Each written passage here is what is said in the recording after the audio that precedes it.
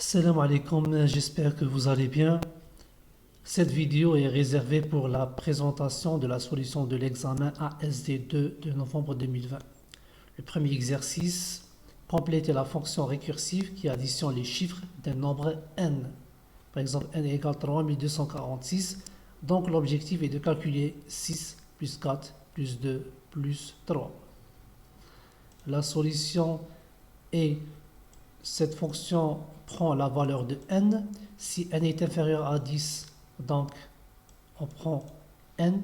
Sinon, là on fait l'addition de n, le reste de la division de n sur 10, et on appelle la fonction avec n sur 10. Par exemple, 3246.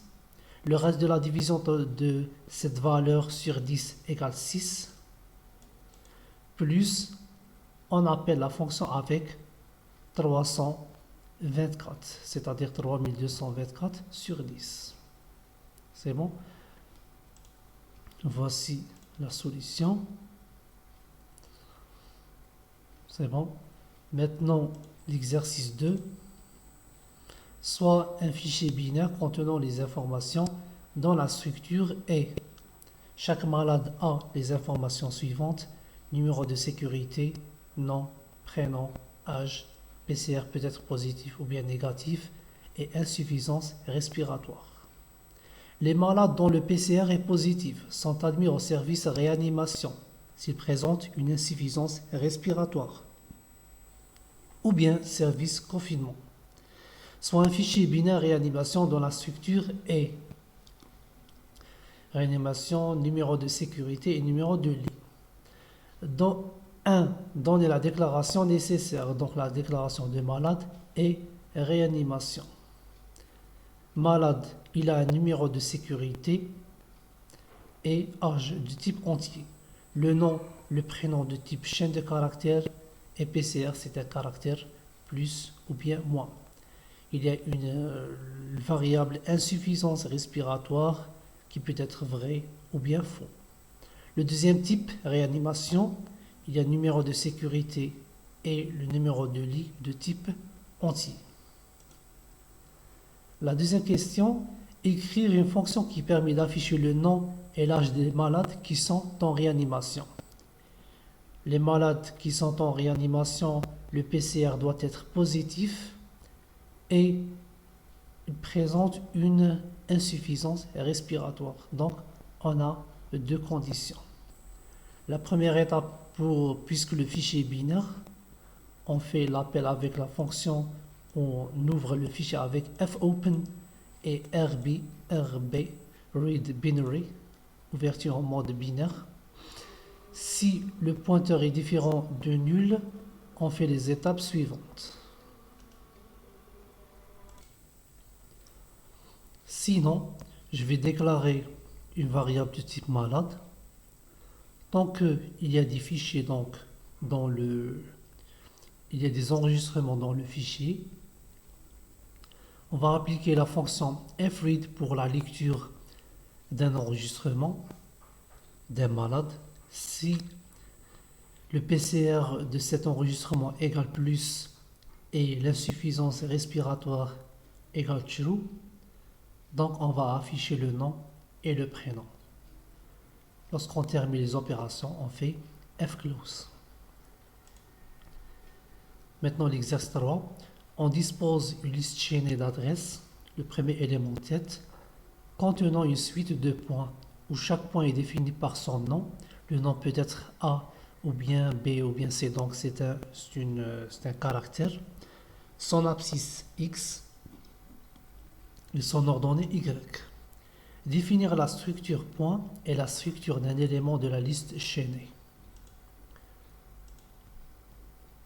La structure point, il a un nom de type caractère, X et Y de type entier. Un élément de liste, c'est un point, mais le champ qui est en plus est l'adresse suivante de l'élément. L'élément suivant de type élément de liste. C'est bon. La deuxième question, écrire la procédure affichée qui affiche les points contenus dans la liste sous forme, le nom du point, son abscisse et son ordonnée. Donc, cette fonction a les paramètres tête de liste. Si tête égale nul, donc la liste est vide. Sinon, je vais montrer le barème.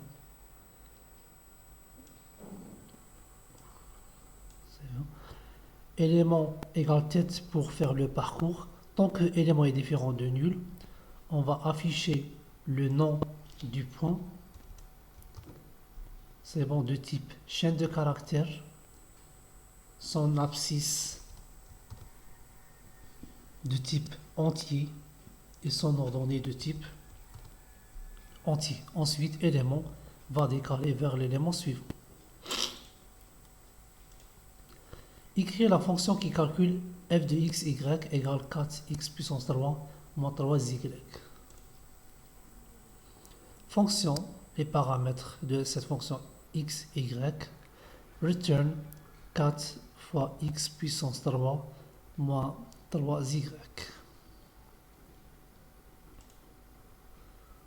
Et la dernière question, créer un fichier binaire pour stocker la valeur de la fonction f de x, y en tout point de la liste. Donc, les paramètres de cette fonction, la tête, le premier élément de cette liste, on va ouvrir en mode écriture ce fichier. Si le pointeur est différent de nul, donc on va créer un élément qui permet de faire le parcours de cette liste. C'est bon. Et le fichier contient les valeurs de la fonction. Donc, cette fonction prend la valeur de x de l'élément et la valeur y. Donc, on fait l'appel de la fonction avec la valeur de x et y et on affiche dans le pointeur fichier qui est notre fichier de sortie. Ensuite, élément est égal à élément suivant pour faire le parcours et lorsqu'on termine les opérations, fclose pointeur fichier. C'est bon. J'espère que vous avez compris la solution de l'examen et on se retrouve la prochaine fois, Inch'Allah. Thalou fi rouhkoum et salam alaikum.